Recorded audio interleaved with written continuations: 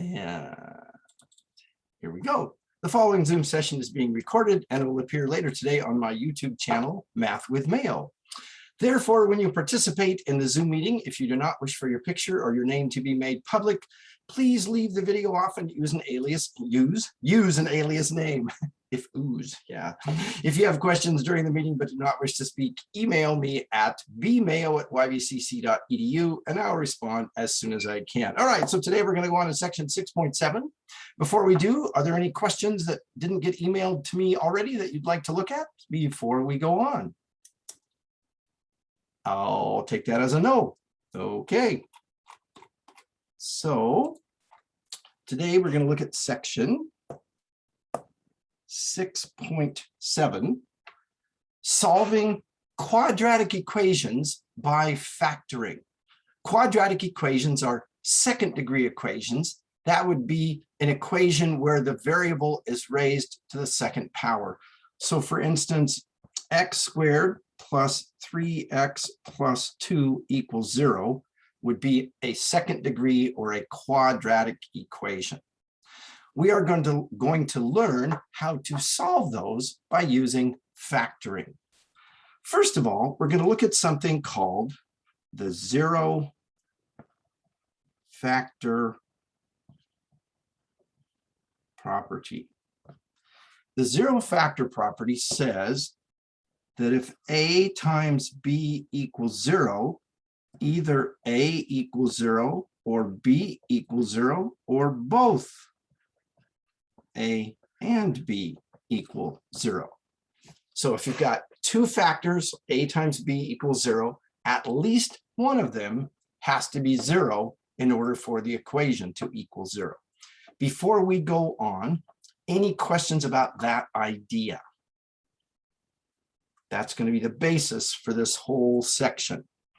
Okay, so suppose we've got an equation in this form. X minus 3 times x minus 2 equals 0.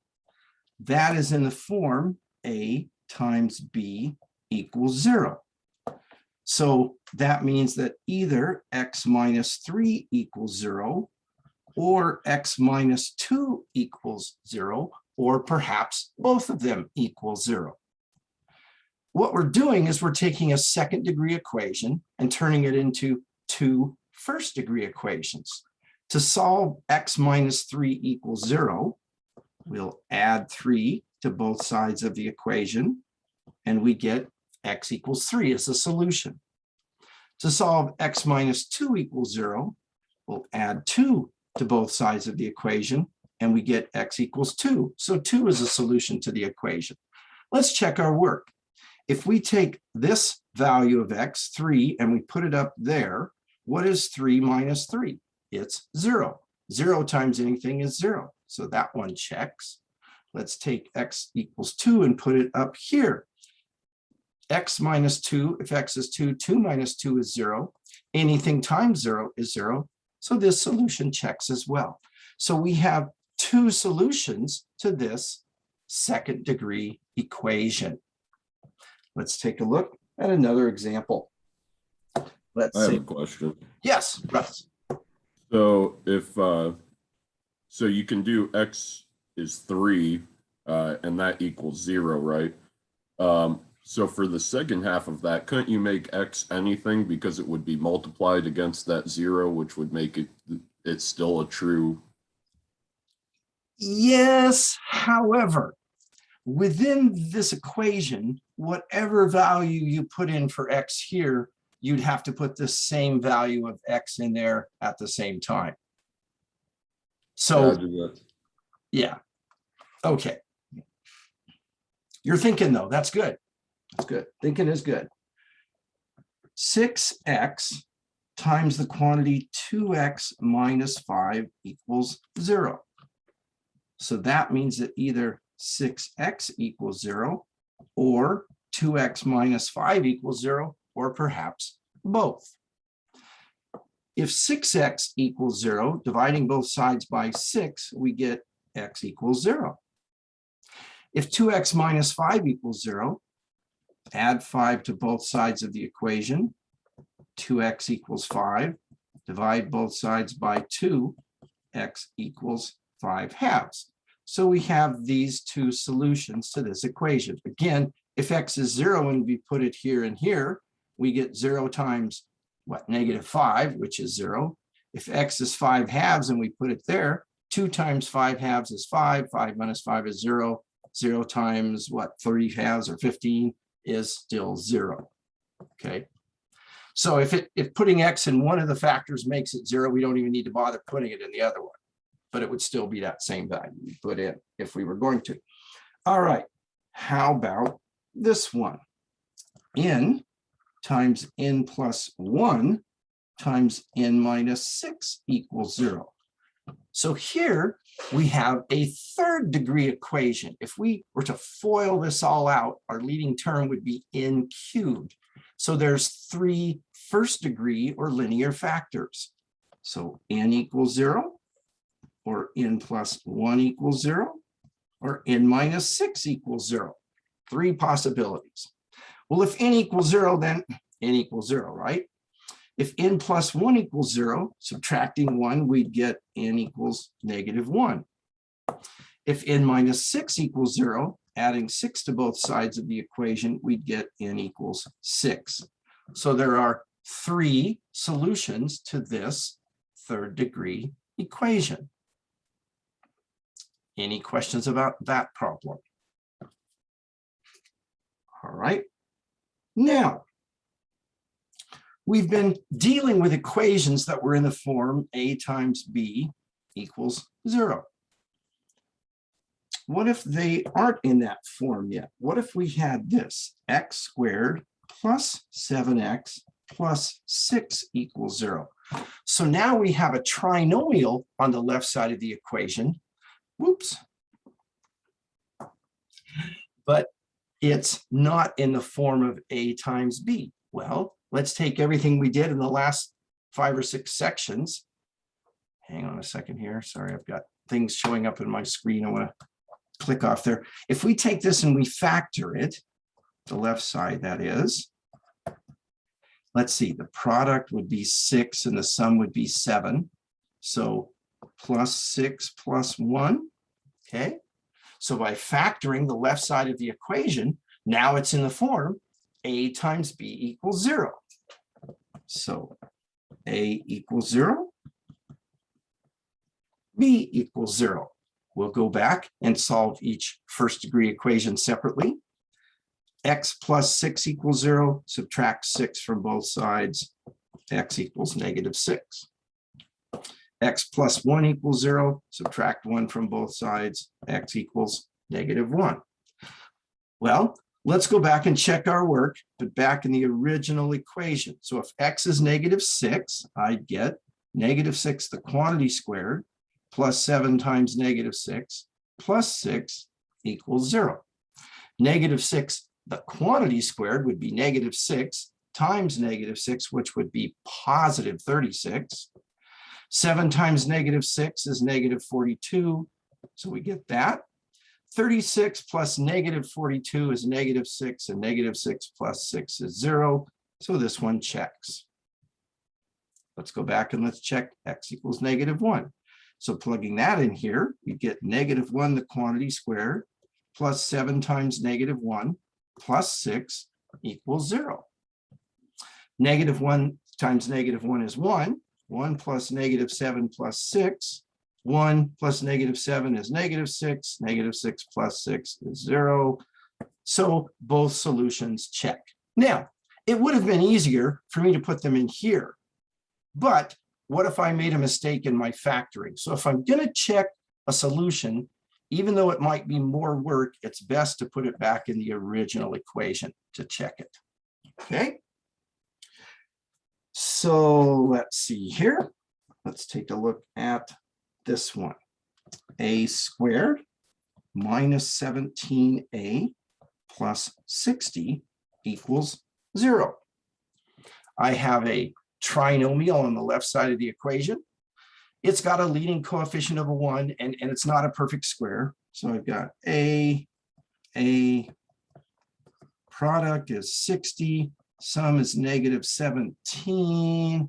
How about negative 20 and 3? Okay, so minus 20 plus 3. And if you're sitting there going, how did you do that?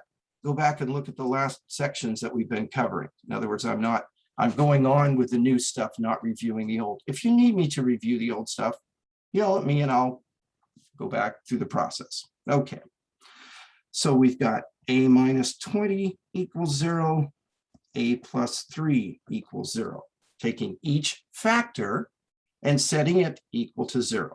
Okay, if a minus 20 equals 0, adding 20 to both sides of the equation, we get a equals 20. If a plus 3 equals 0, subtracting 3 from both sides of the equation, we get a equals negative 3. Again, checking my work, I'll take a equals 20 and put it back here. That would be 20 squared minus 17 times 20 plus 60 equals 0. 20 squared, or 20 times 20, is 400. Let's see, minus 17 times 20 would be minus 340. Is that right? No, something's wrong there. So what did I do? Hang on, don't panic. Ah, I see my problem. I see my problem. It isn't checking. I didn't do this on purpose, but I've just shown an example of why you should put it back into the original equation. I didn't factor this correctly. You'll never know whether I really did this on purpose. Nope, didn't. Negative 20 plus 3 is negative 17, but that doesn't give me 60 as a product. So when I went to plug this back into the original equation, it was like, something's wrong here. If I had plugged it in here, I never would have found that. Okay, so let's go back all the way back here.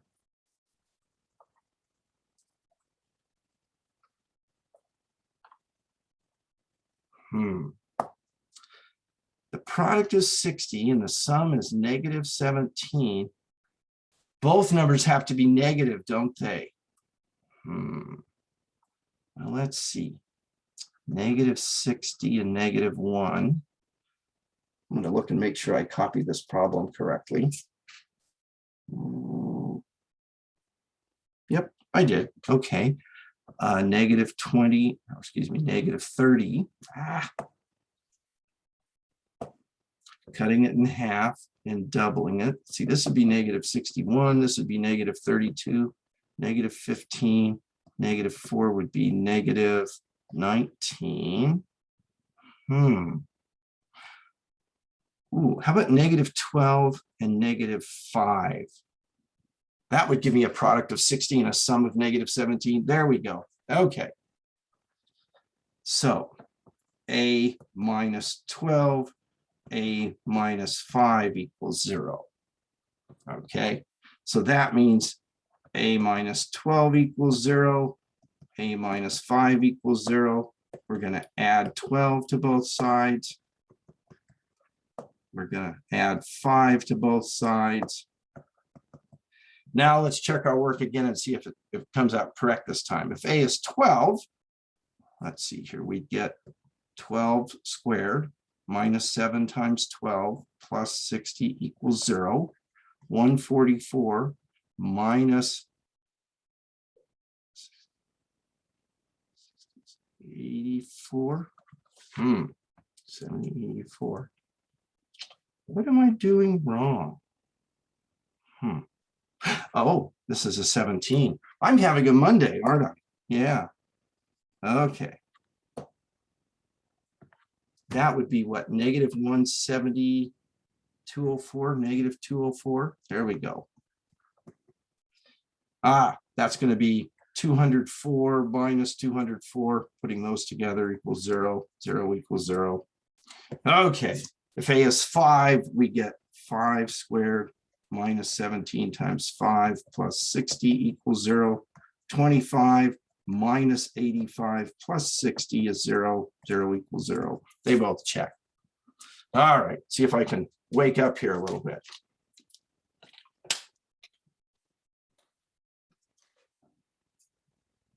What about this one?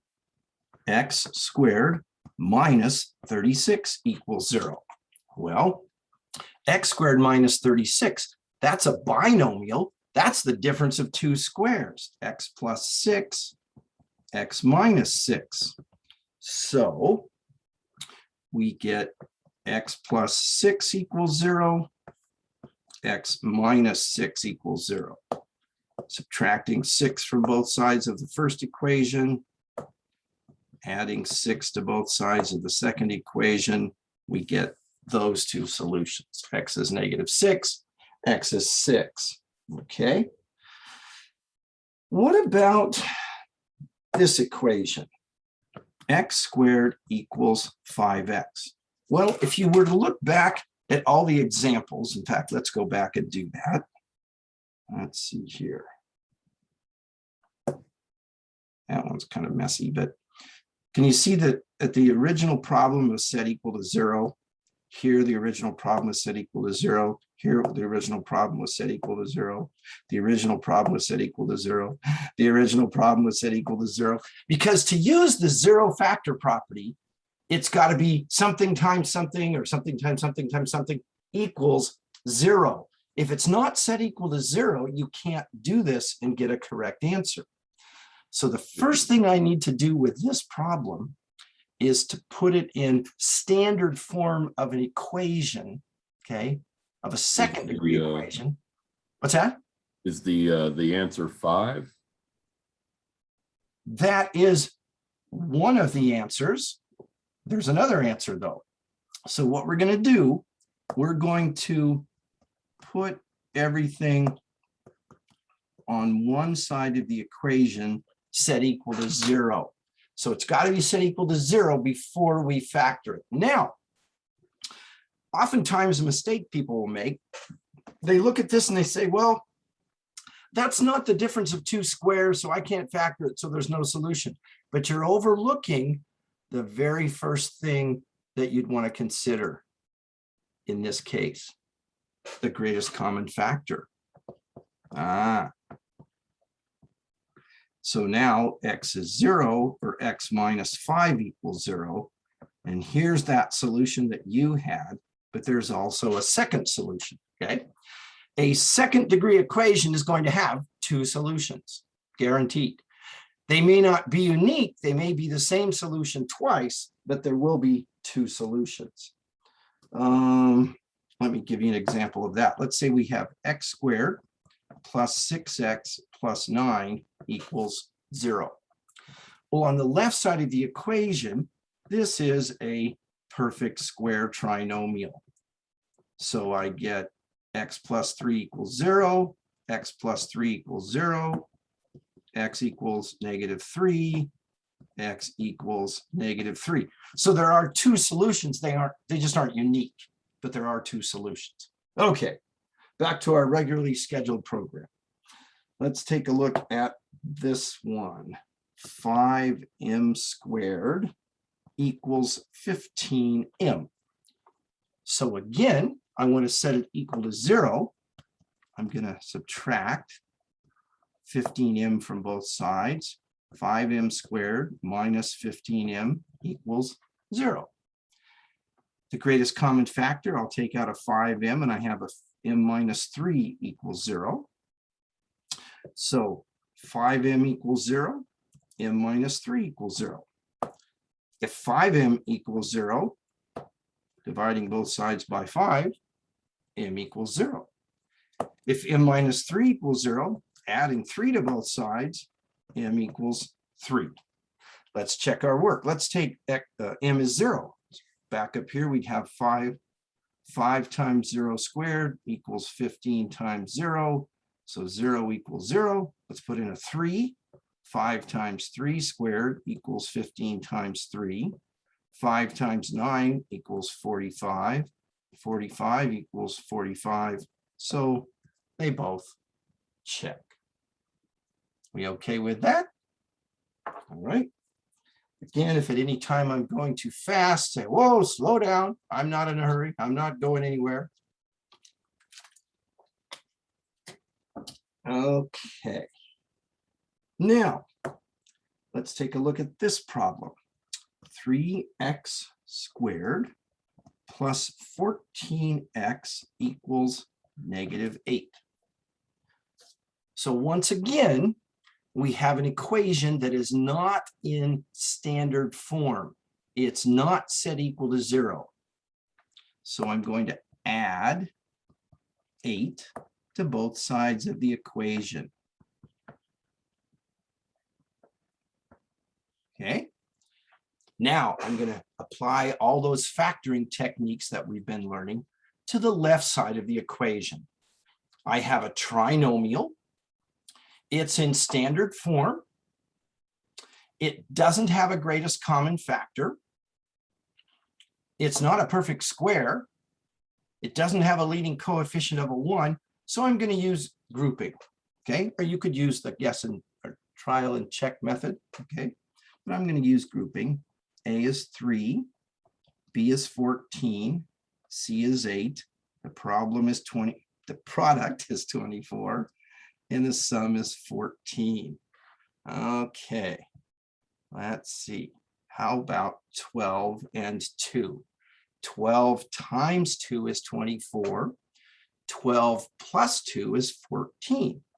So now I take the left side of the equation, 3x squared, split the middle term into two terms whose coefficients are the numbers down here. Okay, you still with me? All right, then we'll use factoring by grouping on the left side of the equation. 3x, x plus 4, x plus 4 plus 2. So I get x plus 4 times 3x plus 2 equals 0. Okay, so now I have an equation in the form of a times b equals 0. So x plus 4 equals 0. 3x plus 2 equals 0. To solve the x plus 4 equals 0, we'll subtract 4 from both sides of the equation. X equals -4.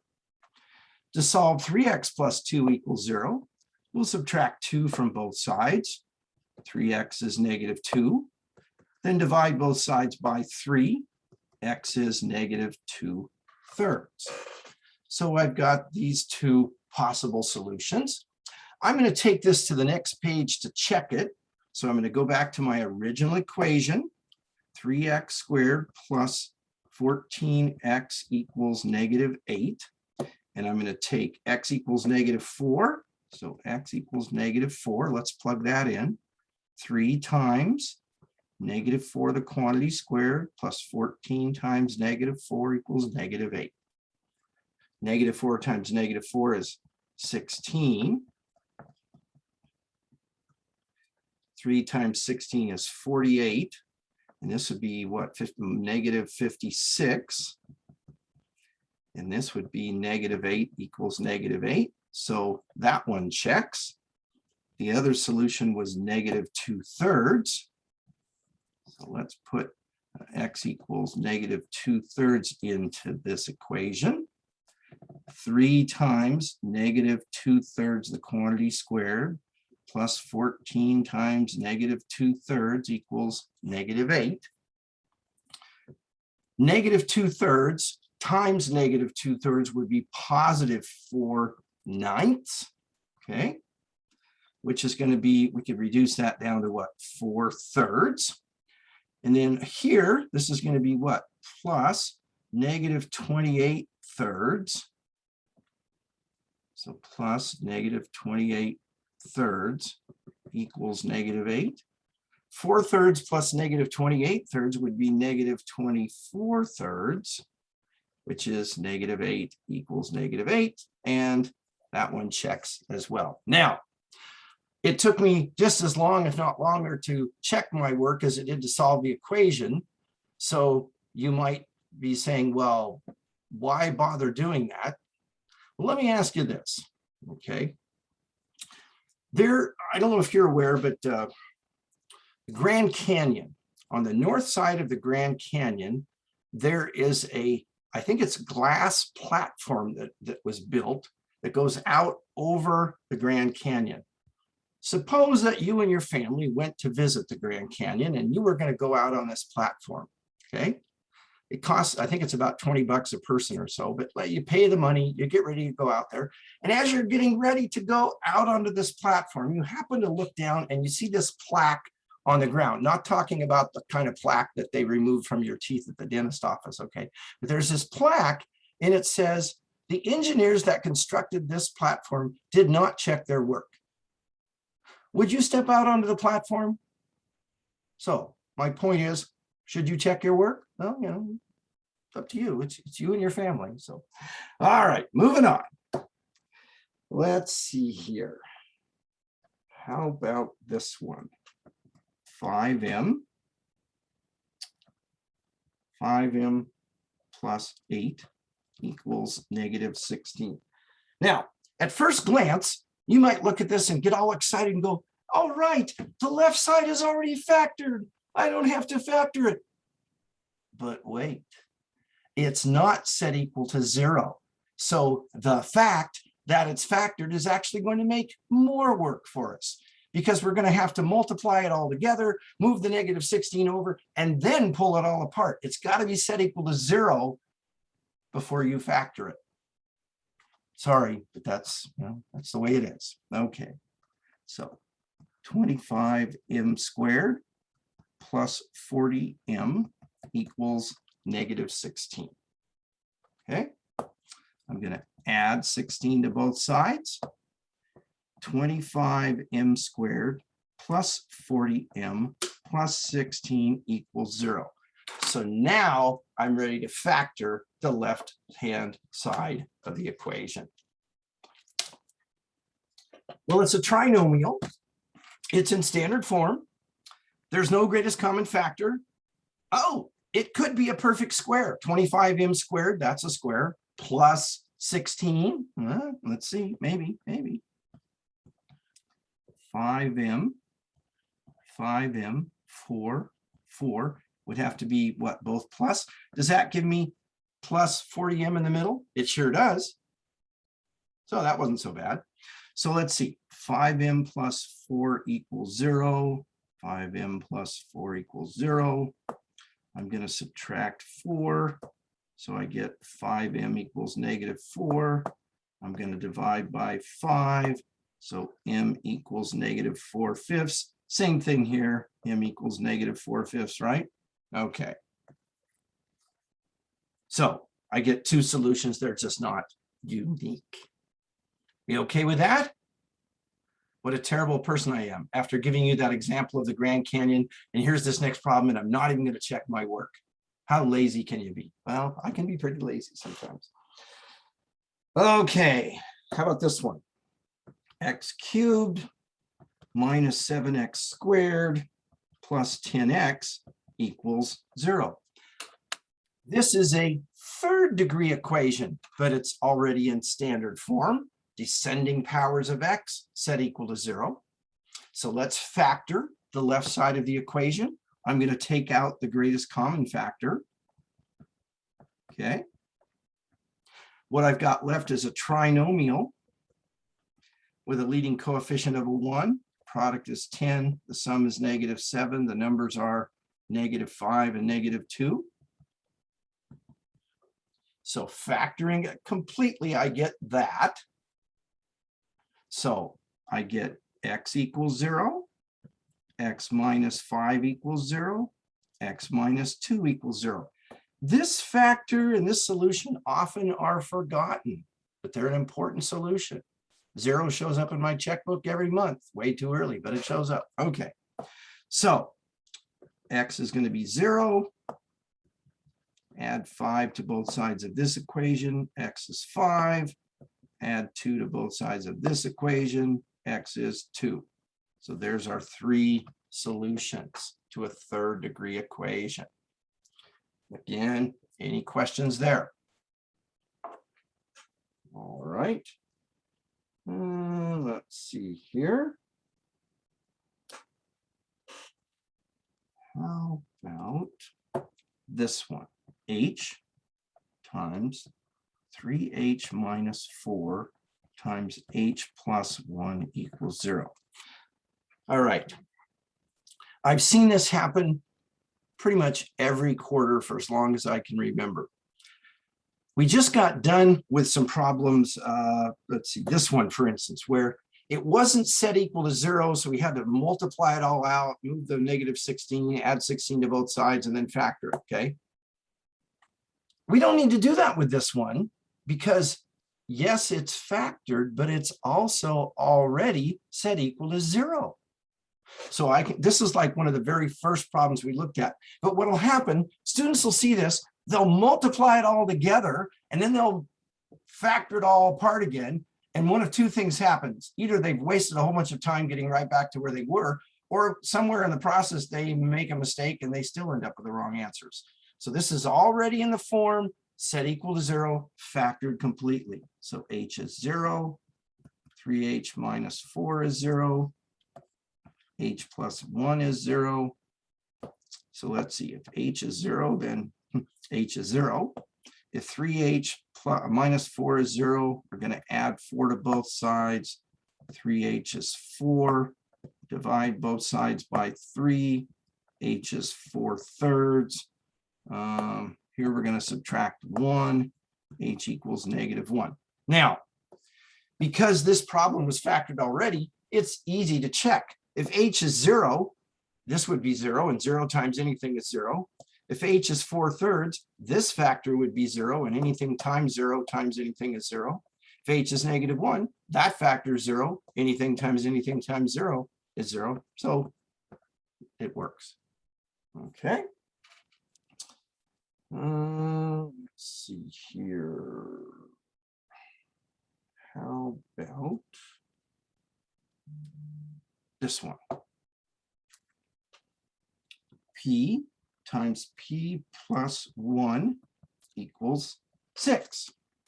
Now, here we go back to where it's not set equal to 0. So the first big step is you want to get your equation in standard form. You want everything on one side of the equation set equal to 0 on the other side of the equation, okay? So I'm going to start out by multiplying this out. P squared plus P equals 6. Then I'm going to subtract 6 from both sides. P squared plus P minus 6 equals 0. Factoring it, I get, let's see, product is -6, sum is 1. How about 3 and -2?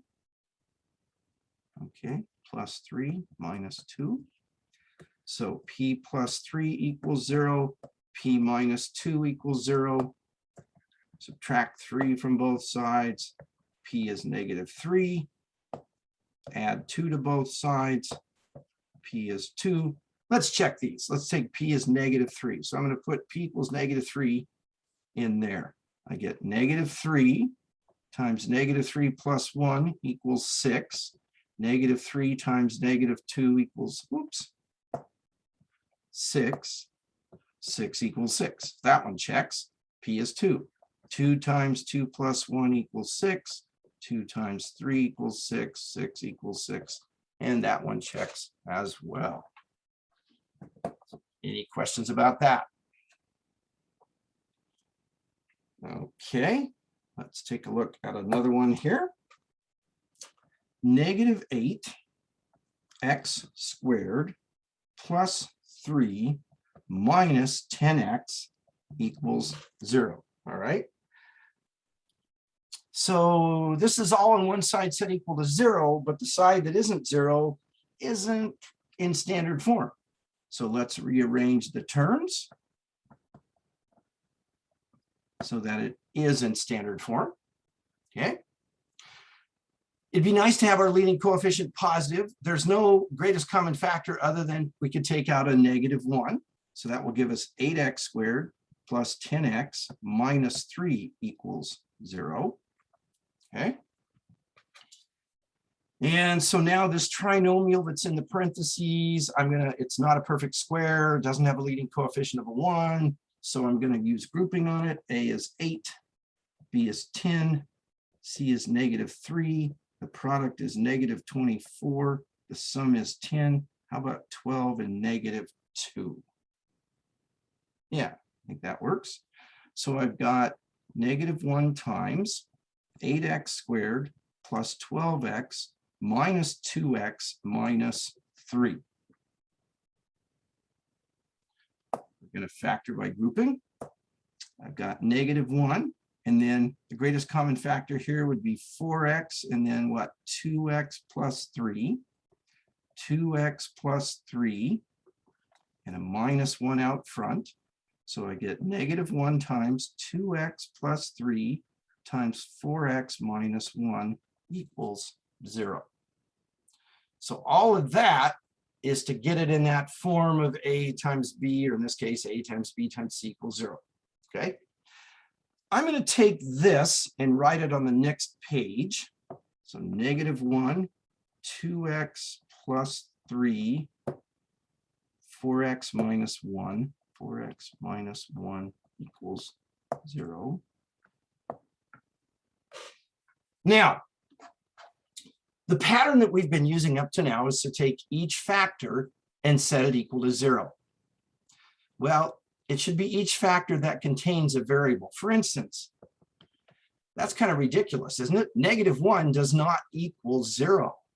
So you don't take each factor and set it equal to 0, each factor that contains a variable. Well, then you might argue, well, then what do you do with the -1? Just ignore it? Well, in a sense, we can ignore it in solving the equation, but let me tell you why we could ignore that. Because -1 is a constant, it's not a variable, I could, divide both sides of this equation by -1. On the left side, I'd still have 2x plus 3 times 4x minus 1 equals 0. And on the right side, I'd still have 0. So I could, in fact, go to the trouble of dividing each side by that constant -1. Okay. What I tend to do instead is to just ignore it and say this. Take each factor that contains a variable and set it equal to 0. Because this is already solved. -1 equals -1. You're not trying to figure out what -1 is. It's already -1. Okay, so let's see here. 2x plus 3 equals 0. Subtract 3 from both sides. 2x equals -3. Divide by 2. X equals -3 halves. 4x minus 1 equals 0. Add 1 to both sides. 4x equals 1. Divide by 4. X equals 1/4. Okay. Any questions about that process? So what do you do with these problems? You get everything on one side set equal to 0 on the other side. Okay.